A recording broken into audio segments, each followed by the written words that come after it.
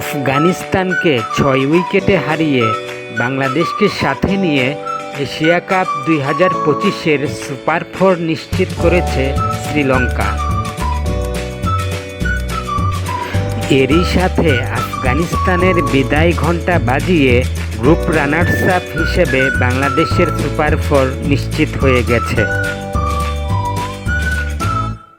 Toss জিতে প্রথমে bat করতে নেমে আফগানিস্তান নির্ধারিত ২০ ওভারে ৮ উইকেটে তোলে ১৬৯ রান।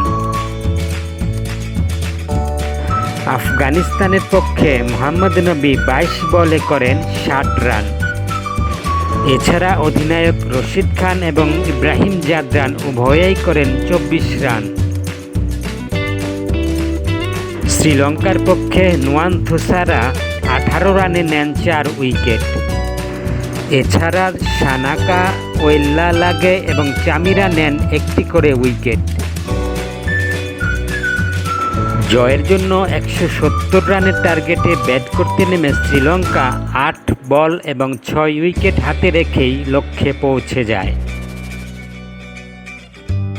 শ্রীলঙ্কার পক্ষে কুশাল মেন্ডিস ৫২ বলে অপরাজিত ৭৪ রান করেন। এছাড়া কুশল পেরেরা ২৮ এবং কামিন্দু মেন্ডিস অপরাজিত ২৬ রান করেন।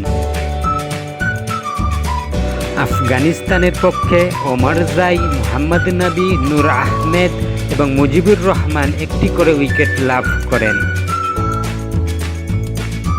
কুশল মেন্ডিস তার অপরাজিত ৭৪ রানের জন্য ম্যান অফ দ্য ম্যাচ নির্বাচিত হন।